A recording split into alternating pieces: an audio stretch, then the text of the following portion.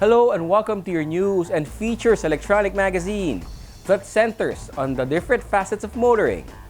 Now on its 34th year, this is Motoring Today.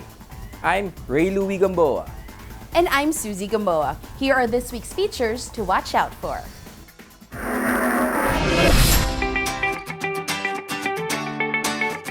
On Motoring Forum, we shall discuss the completion of the Subic-Freeport Expressway.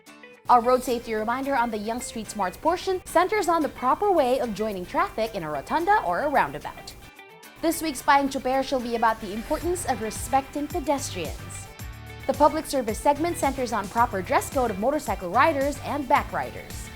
Showcase this week shall have the hatchback from Toyota, the Wigo 1.0 TRD S Automatic. While for race weekend, we'll have Inigo Anton's online racing stint.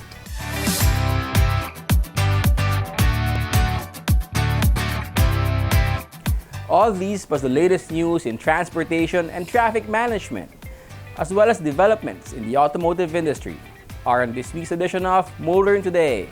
Join us.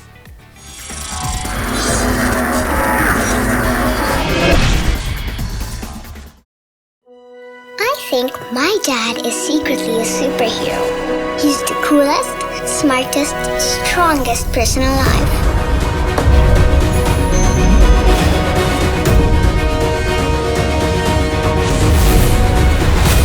No matter where we go, he always makes sure I feel safe. And he isn't afraid of anything. My dad likes to call that the power to lead. I call it his superpower.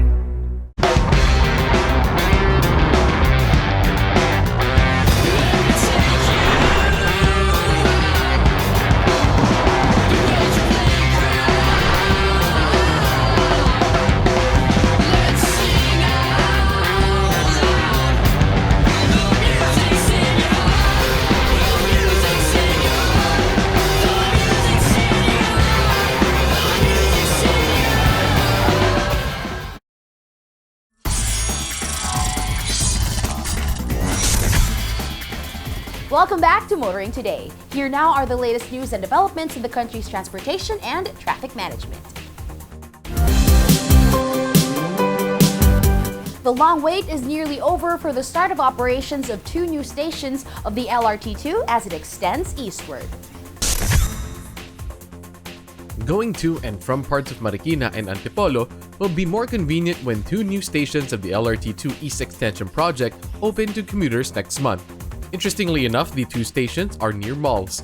The Marikina station is in front of the Santa Lucia Mall in Robinsons Metro East, while the Antipolo station is in front of SM Masinag.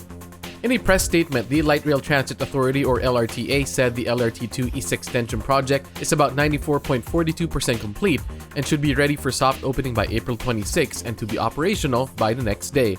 The two new stations will serve commuters from Recto, Manila, going to Masinag, Antipolo, and back.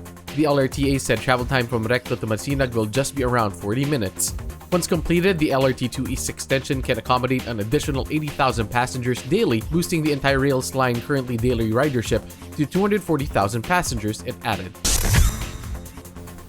Commuters should pray that the LRTA fulfills its promise to fast-track the completion of the needed electromechanical rails, power supply, telecommunication, and signaling systems to allow trains to safely begin to operate at the two new stations. Meanwhile, the MMDA has honest and diligent people in its rank and file and on the front lines. And the MMDA chairman wants people to know who they are. MMDA Chairman Benhur Abalos has awarded 8 traffic constables for honest and diligence in the performance of their duties. Awarded certificates of commendation are traffic enforcers Ernesto Bungay Jr., Jonathan Salmingo, Charmaine Cizel Balmores, Mark Anthony Aguilar, and Romero Owen. Also given commendations were Mobile Patrol Unit members Roel Bayawa, Marlon Natada, and Eddie Rosal. Traffic enforcers Bungay, Salmingo, and Balmores turned over a lost wallet with ATM cards to a television public service program so it can be returned to its owner in Quezon City last January. Aguilar and Owen were also recognized for returning a lost wallet to its owner in Makati City last January 24. Bayawa, Natada, and Rosal received certificates of commendation for extending assistance to a family whose car suffered a flat tire at the EDSA Muñoz area on February 9. Their noble act and willingness to extend assistance to anyone in time of need are manifestations of their high sense of dedication to duty as agents of person in authority and portrayal of model public servants, said Abalos. MMDA Chairman Abalos may be hoping citing and awarding honest and diligent frontliners in his agency may encourage the culture of honesty and diligence to spread. Continuing, few people know that the NLEX Corporation has been helping local governments of cities and municipalities where its tollways pass, manage traffic flow, and plan for anticipated rise in volume of vehicles leading to traffic congestion at various junctions.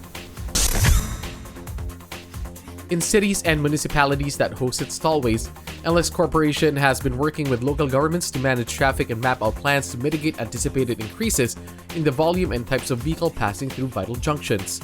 In a press statement, NLEX Corporation President Luigi Bautista said, "We are helping our host communities in developing traffic engineering strategies to improve mobility and keep up with fast-paced economic activities in their areas." Bautista revealed that it is now working with Caloocan City in Quezon City, as well as Maykawayan and Giginto in Bulacan. The NLEX also cited recent results of these collaborative efforts, including opening the Carino East Service Road and Kamachile ramp to provide alternate routes for motorists and to decongest the Balintawak Cloverleaf. In Maykawayan, NLEX implemented rerouting schemes to alleviate traffic at the interchange and proposed the construction of alternate east-west overpasses, which will be undertaken by the DPWH. In Giginto, NLEX also commissioned an ongoing traffic impact study to harmonize long-term urban development and transportation plans in the municipality that is seeing high industrialization. Last year, NLEX also signed traffic management agreements with the cities of Maykawayan, San Fernando, and Angeles. Collaborating with LGUs is one way of providing efficient service to motorists who use tollways essentially to travel faster and safer. It isn't efficient if motorists suffer congestion in heading into and out of tollways. And finally, even before its full rehabilitation, the MRT-3 is experiencing record train speeds and turnaround times. The MRT-3 is notably operating more efficiently, able to deploy more and faster trains. MRT facilities at stations have also been improved with all 34 elevators and 46 escalators all working. In a recent virtual press briefing, MRT-3 Director for Operations Michael Kapati attributed the improvements to the rehabilitation project being undertaken by Japanese maintenance contractor Sumitomo Corporation and Mitsubishi Heavy Industries, which is to be completed in December of 2021. The rehabilitation has significantly increased the number of operational trains, and last January 17, the MRT-3 was running 23 trains on the main line, the highest ever. When the rehabilitation project started in May of 2019, the MRT-3 was only running 10 to 15 trains. Since last December, trains have been reaching operational speeds of 60 km per hour from 30 km per hour before the MRT-3 rehabilitation project started, which included replacement of the tracks. The increase in train speed cut headway or waiting time between trains at stations to just around 3.5 to 4 minutes. Before the rehabilitation began, headway was recorded at 8 to 9.5 minutes. The increase in operational speeds of trains cut travel time from the Taft Avenue station to the North Avenue station to just 45 minutes from 1 hour and 15 minutes. The improvements in operational efficiency of stations and trains have resulted in an increase in ridership while still under COVID-19 restrictions. The highest so far under pandemic restrictions, 172,665, was recorded in February 26. This compares to around 280,000 recorded before the pandemic. The MRT-3 should be more efficient, more safe, and more reliable during the new normal, when COVID-19 pandemic restrictions would have been removed. And those are the latest news and developments in transportation and traffic management. Coming up next is Motoring Forum, brought to you by Suzuki Philippines. The Subic-Freeport Expressway expansion project is now complete. What this means to Subic, the communities and the economy in the Freeport, nearby provinces, and the rest of Luzon will be the subject of Motoring Forum coming up next. The 1.6 billion peso expansion of the 8.2-kilometer Subic-Freeport Expressway has now been finished, and the expanded tollway has begun serving motorists and truckers. The inaugural drive-thru was held to mark the formal opening of the expanded expressway, attended by cabinet officials led by Executive Secretary Salvador Medialdea, DPWH Secretary Mark Villar, DOTR Secretary Arthur Tagade. Also in attendance were Subic Bay Metropolitan Authority or SBMA Chairperson and Administrator Wilma Eisma, Metro Pacific Investments Corporation President Jose Maria Lim, Metro Pacific Tollways Corporation President Ron Franco, and NLEX Corporation President and General Manager Luigi Bautista. The construction to expand the SFX from a single two-way carriageway to a double carriageway with dedicated lanes in each direction was continued even through the COVID-19 pandemic. The expansion project, initiated by NLEX Corporation, covered laying down 16.4 lane kilometers of highway, 2 new bridges in Hadhad and Argonaut, and the boring of a new tunnel. It also involved the installation of LED lights, raising the elevation of the Maritan Highway, Rizal Highway, Tipo Road Junction, and improving the area's drainage system. The SFX capacity expansion project began in September 2019 with the objective of facilitating the flow of goods and services between the economic zones in Clark and Subic to spur investments and boost tourism in both areas.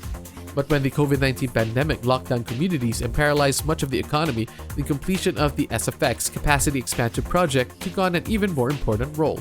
According to NLEX top honcho Bautista, construction was continued despite the challenges posed by the pandemic and stringent health protocols to continue providing jobs and support the livelihood of people. Bautista added that this was also a way of helping the country manage the economic impact of the health crisis. Executive Secretary Medialdea said the administration's Build Infrastructure program is one of the key drivers that could help the economy get back on track from the adverse effects of the COVID-19 pandemic. Infrastructure investments have a high multiplier effect in the economy, so priority is being given to projects that would create opportunities and propel the country's growth, he added.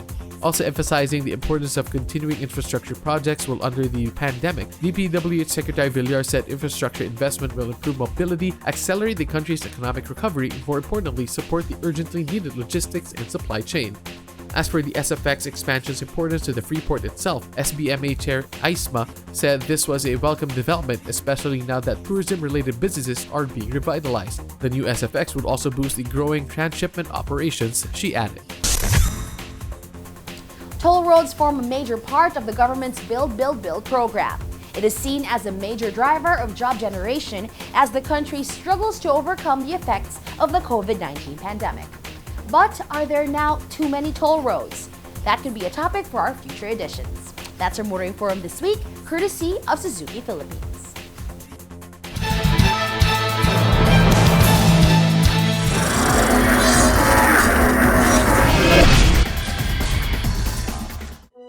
I think my dad is secretly a superhero. He's the coolest, smartest, strongest person alive.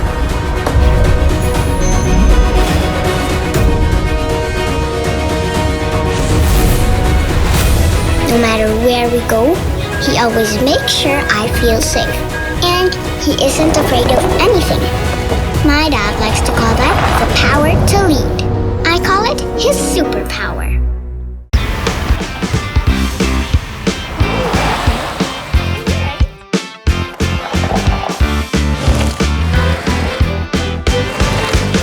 Make looking good easy with the Mirage G4.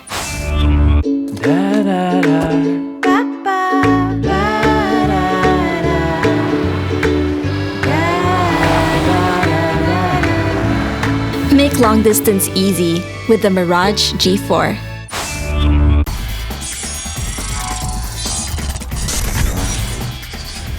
You're back with us here on Motoring Today. And in line with our lifelong commitment to promote road safety, here is this week's road safety tip in cooperation with Toyota Motor Philippines.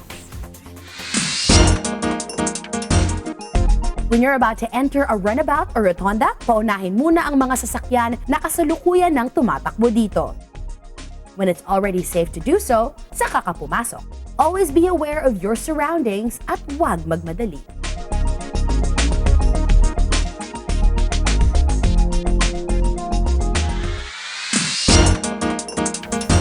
Continuing with this week's edition of Motoring Today, let's now focus on proper driver's demeanor, especially for those driving PUVs. From Mitsubishi Motors Philippines, here is Payeng Chuper this week.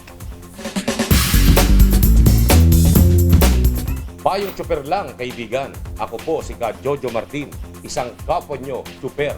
Bigyang prioridad ang mga pedestrian. Matutong magbigay daan sa mga tumatawid na pedestrian, lalo na sa mga bata at matatanda. Tumigil sandali at huwag magmadali. Maging mapagpasensya upang makaiwas na rin sa disgrasya. Siguraduhin na buo ang iyong atensyon sa pagmamaneho at sa lahat ng nasa paligid mo. Bukod sa iyong mga pasahero, huwag ring kalimutang irespeto ang mga tao sa labas ng sasakyan. Ito po si Ka Jojo Martin, Payong Chuper lang, kaibigan, mula sa isang kapwa nyo Chuper.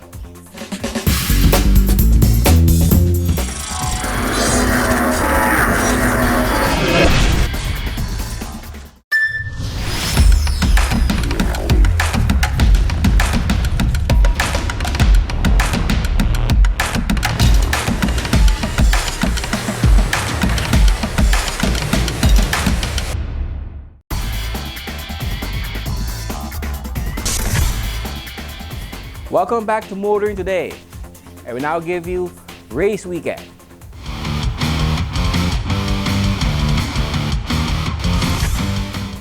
The phenom, Inigo Anton, was in the midst of defending his overall championship of the Philippine Autocross Championship Series when the COVID-19 pandemic put a stop to all local and international motorsports. With no on-track events to race in, how did the 15-year-old racing star save his thirst for racing? Race Weekend visits with the young champion racer to find out.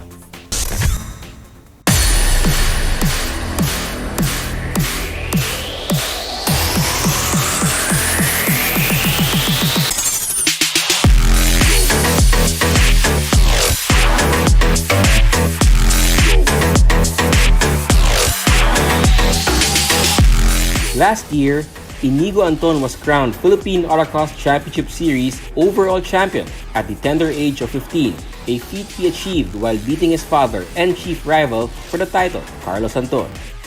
But there's nothing tender about the phenom's skills and potential or his determination to be the best champion racer he can be. Inigo had just started a strong defense of his PAX crown at the beginning of the year, going fastest overall in 2 of the first 3 rounds. The family was abroad on vacation during the second round. Then, the COVID-19 pandemic intervened. With local motorsports in suspended animation, where does a young champion sate a thirst for racing? How can he continue to develop and hone his skills and talents for motorsports? Like everything else during the lockdown, the solution was to go digital. It was for Inigo an easy and obvious answer. I've been racing virtually for all my life, just video games, but I've never really taken it seriously. It was just like there as, just to have fun. If you're not in the racetrack, might as well just do some practice on the actual simulator. But I really didn't take it that seriously yet, or didn't really focus into it. But since the lockdown happened and there's not any more races, the only races I could join was virtually. So yeah, I kind of checked what the virtual races that were happening and the series. So yeah, and that's how I made my transition. Local motorsports organizers also were quick to shift to virtual racing, providing racers like Inigo a chance to continue racing against others. Among them was Tuason Racing, which organized the Race for Frontliners, a short e-racing series that also aimed to raise funds for frontliners battling the COVID-19 pandemic. Race for Frontliners drew hundreds of participants, including familiar names from the local motorsports champions and contenders, battling it out with the gamers and professional e-racers. Guess who ended up as champion? Inigo Anton. For the phenom, it wasn't that hard of a transition, real-life racing to virtual. After all, the Antons have invested in a simulator, maybe for fun or a kind of training for the real thing. It wasn't as hard of a transition. Since I'm used to the sim, I just really had to put in the time and just really focus on it. Change my mindset to, even though it's just a sim race, I'll have the same mindset as in the real thing so that, I can drive to the best of my abilities during the race. So yeah, there's also just a little stuff to learn to adapt again. it feels a little different, but since the sim is very close to the real thing, it's very easy to adapt to it. It wasn't hard to find more e-racing series to join. There's the GR Supra GT Cup Asia Philippines, where Inigo, because he is below 18, is competing in the special junior class, when he could well be a contender in the higher classes. Then, there's Alex Young's e-racing GPC Philippine Edition, a round exclusively for local gamers. Competing against local e-racers is just more learning and honing of skills. With our Filipino sim racers, they're also very good, but I've never heard of them in the pro.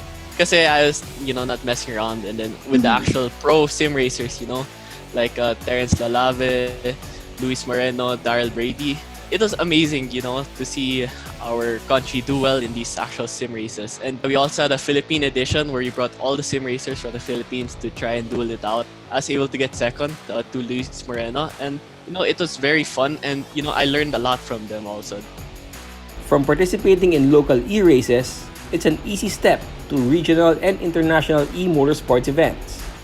It was all there for racers early in the global pandemic. One of my titos, Tito Oyi there, he was able to see that I was online in these virtual races also, and he invited me to join some of his races too, in different games of course. So yeah, I just kept on joining and having fun, and then he also invited me to join this ERGP.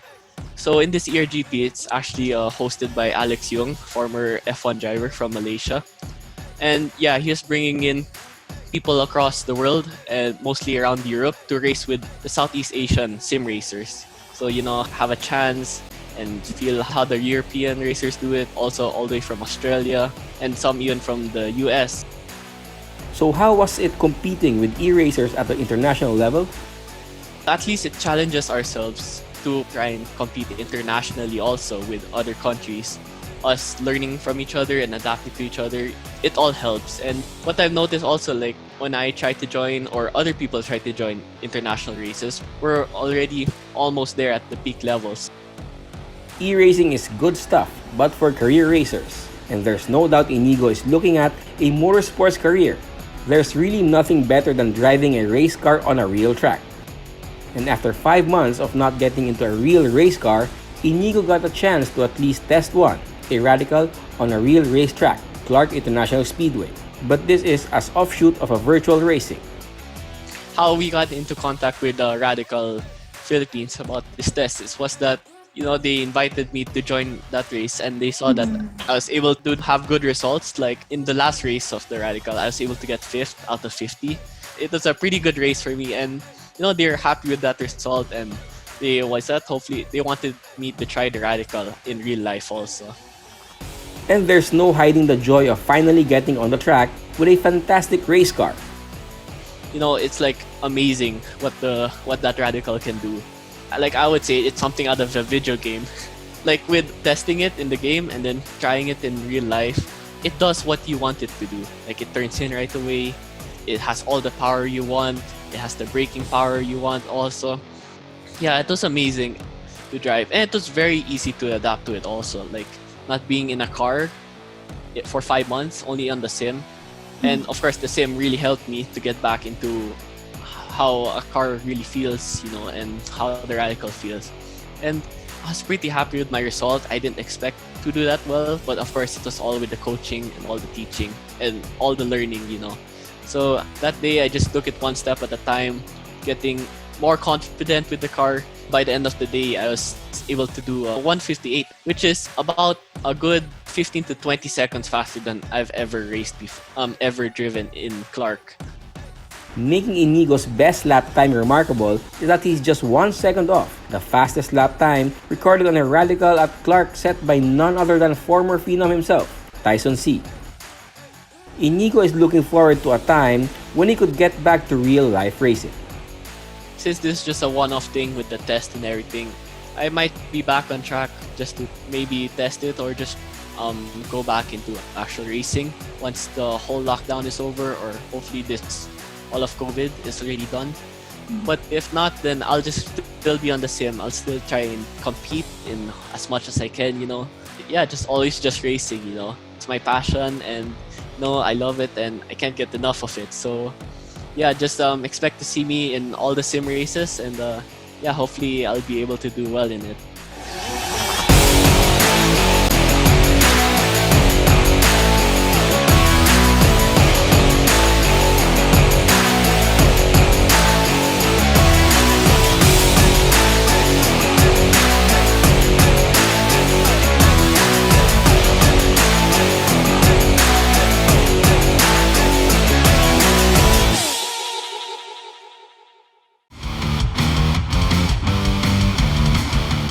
All motorsports enthusiasts, racers, and race fans alike are hoping the pandemic finally ends and real and safe racing begins. But in the meantime, there's e-racing.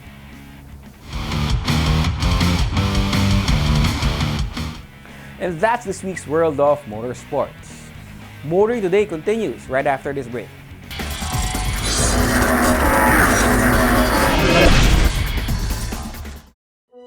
I think my dad is secretly a superhero.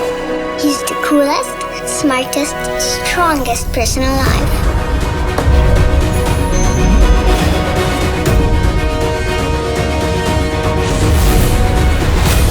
No matter where we go, he always makes sure I feel safe.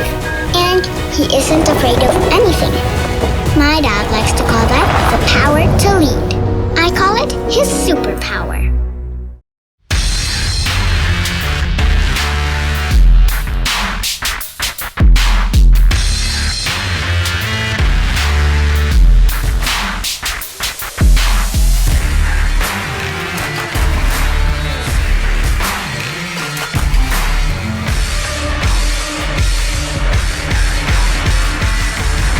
Introducing the all-new Isuzu D-Max into new heights.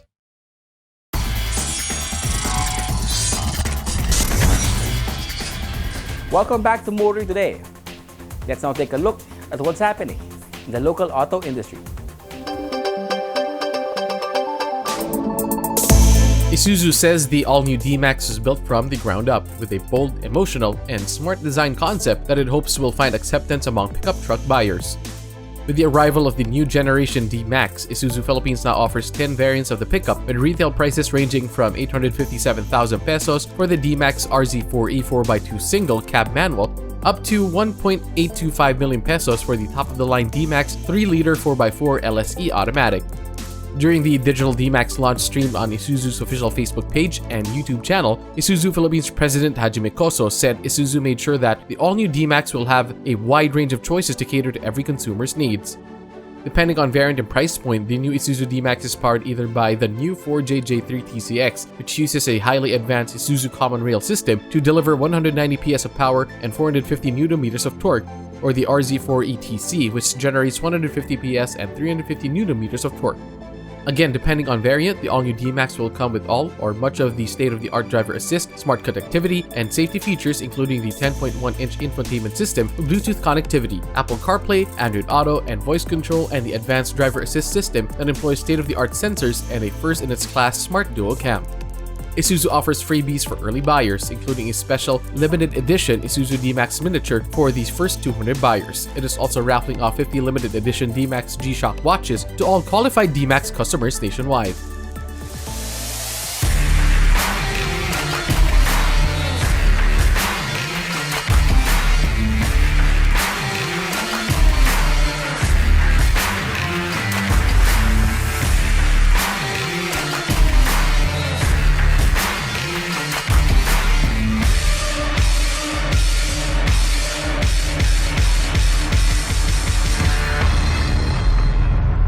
Introducing the all-new Isuzu D-Max into new heights.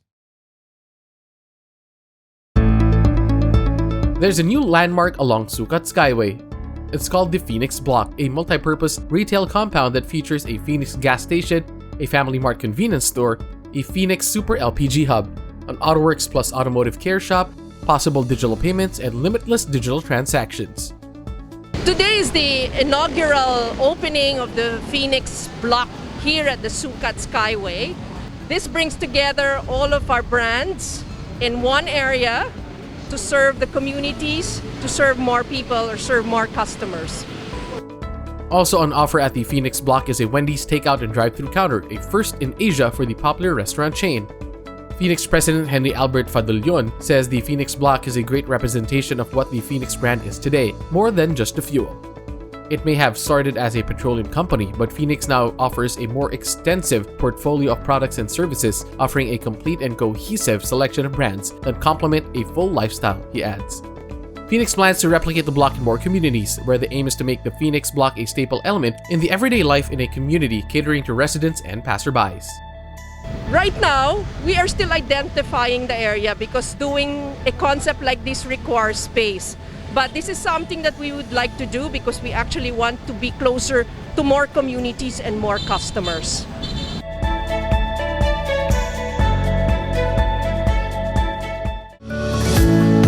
Honda Cars Philippines is making it lighter and more convenient for Honda buyers affected by the government requiring a cash bond or safeguard duty on sales of imported vehicles.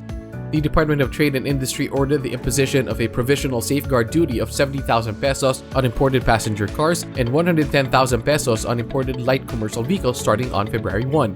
According to Honda, it is complying with the order, but will require a lesser amount in cash deposit for the bond from buyers.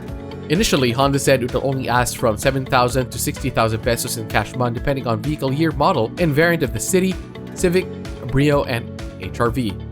According to Honda, in the event the Bureau of Customs returns the cash bond following the outcome of the investigation by the Tariff Commission, it will refund the amount of cash deposit to its customers accordingly. Honda said it will announce the amount of cash deposits for other models shortly. It added that there are still stocks of Honda units not affected by the safeguard duty available for sale.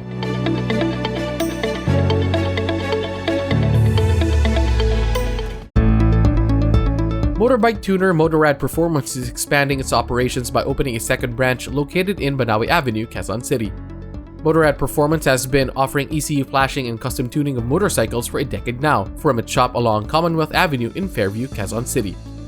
We offer full service on any bikes, from engine overhaul, suspensions, lahat, installations of parts and accessories. We have a ECU reflash for the big bikes, and then we also do custom tuning through the dyno. Owner and operator Rad Ramirez said the move to open a second branch will make it more convenient for its clientele from both north and south of Metro Manila to get performance upgrades for their motorcycles.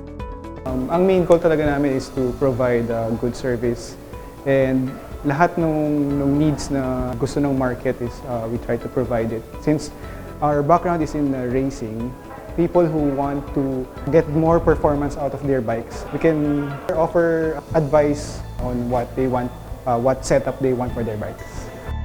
The second branch is also bigger and able to accommodate more clients and is just beside Speed Lab for the needed dyno testing.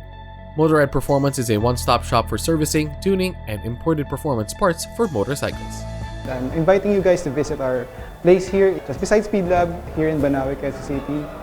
We offer ECU reflash, dyno tuning, any performance setup for your bikes. You can DM us on our Facebook page, Motorrad Performance, and Instagram. You can also contact us through our cell phone number, 0917-56-88876.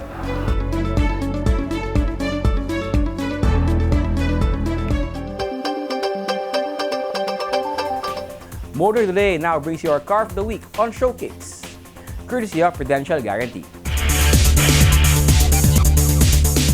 Toyota claims the Wigo is the best-selling entry-level hatchback in the local market. We take a look at the top-of-the-line Wigo in this edition of Showcase.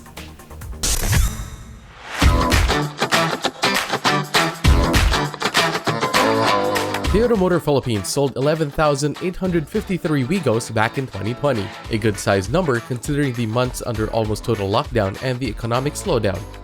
And the newly refreshed Wigo was only launched in the middle of June, among the first digital debuts for Toyota as the government slowly eased restrictions while struggling to contain the COVID-19 contagion. But apparently, the makeover of Toyota's subcompact hatchback excited enough buyers with a meaner demeanor and with more of the fun, smart, high-tech stuff now flowing down the flagship vehicles down to the entry-level models like the Wigo. This seems especially true with the Toyota Wigo 1.0 TRD S Automatic. The TRD Aero kits added a touch more millimeters to the Wigo, which now occupies a space that is 3,700 millimeters long, 1,600 millimeters wide, and 1,520 millimeters tall, with a minimum ground clearance of 180 millimeters. The front spoiler is especially killer, and along with the side skirt, rear skirt, two-tone rear spoilers turns the STAD practical 5-door hatchback into a sporty, edgy, practical hatchback. The TRD-S decal and badge give the Wigo some kind of street cred. So does the 14-inch machine-cut design alloy wheels. The Wigo TRD-S also comes with projector-type headlamps, line guide-type clearance lamp, front fog lamps, rear combination lamps with LED brake lamps, and high-mount LED stop lamp integrated into the rear spoiler.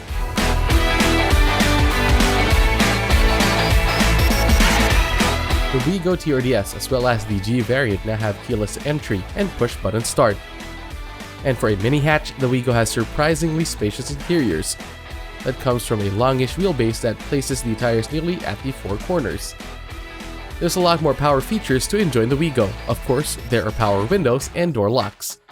The side mirrors have integrated turn signal lights and now come with power adjust and retract function.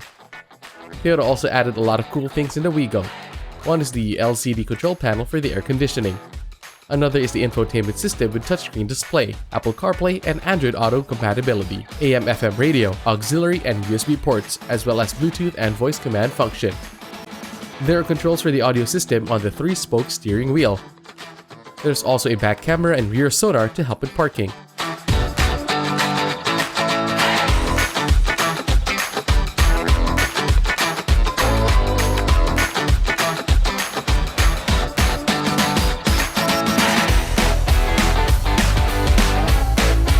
Underneath the hood of the Wigo sold locally is a 998cc 3-cylinder 12-valve engine, a double overhead cam, and VVTi. The engine maxes out at 66 PS at 6,000 RPM and 89 Nm at 4,400 RPM. The Wigo TRD only comes with a 4-speed automatic transmission that sends power and torque to the front wheels. Driving the Wigo is a breeze. It isn't exactly a pocket rocket, but it isn't a slowpoke either.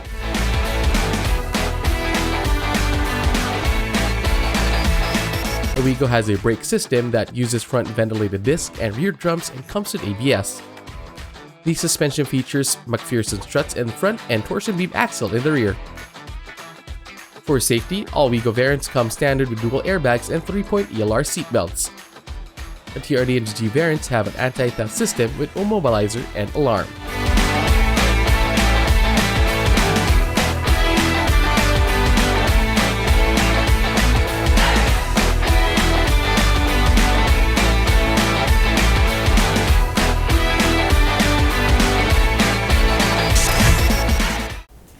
Toyota has had success marketing the Wigo as a practical and reliable entry-level car hatchback that actually looks cool. A makeover with sporty details and adding a couple of cool functional stuff should help Toyota sell more Wigos. That's our featured vehicle on this week's showcase, courtesy of Prudential Guarantee. Drive worry-free with Prudential Guarantee's auto insurance program, with a free 24-hour nationwide roadside assistance included with your comprehensive auto insurance. Rest assured, we'll take care of you and your car wherever you are. Prudential Guarantee's auto insurance program, 100% worry-free driving.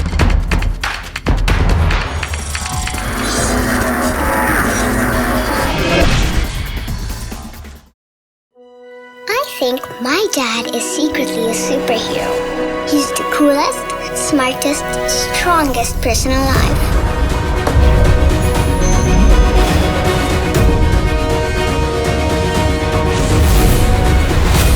No matter where we go, he always makes sure I feel safe.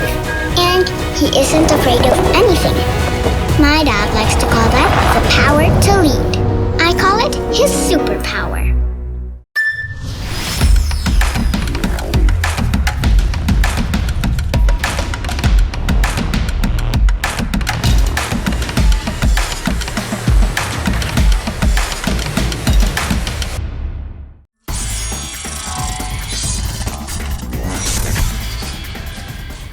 And we now have our segment that dwells on the wide array of motoring problems not only in the metro, but all over the country as well. This is where we present problems referred to us or we ourselves see and hope to fully find solutions for. Here's our public service segment brought to you by Honda Cars Philippines. For the past weeks, social media was abuzz with issues involving the Metropolitan Manila Development Authority, or MMDA, traffic head and a retired police and riders group leader. Netizens, especially those from the motorcycle riding community, probably know by now that Colonel Bong Nebriha of the MMDA and Colonel Bonifacio Busita of the Riders Safety Advocates of the Philippines, or RSAP, have clashed due to the supposed interference of the latter with an MMDA enforcer's ticket citation to a motorcycle rider. According to reports, the motorcycle rider was given a ticket due to a dress code violation where his back rider was seen wearing slippers instead of shoes. They now went on to Colonel Busita to assist them, claiming that the rule on wearing shoes while riding a motorcycle only applies to the rider and not to the back rider, or so what they know. Generally speaking, the problem now here is, does the dress code rule really apply only to the rider and not to the back rider? We shall find out next week. That's our public service segment from Honda Cars Philippines. And should you encounter motoring problems that need immediate attention, please feel free to contact us. See the details being flashed on the screen. And that's the week that was in motoring. Thank you for joining us. Also, please don't forget to check us out on social media. Until next week here on Motoring Today, now in its 34th year of continuing service to the general motoring public with a lifelong commitment to promote road safety. Stay healthy and be vigilant at all times. On behalf of our dad, Butch Gamboa, I'm Ray Louie Gamboa. And I'm Susie Gamboa. Happy motoring!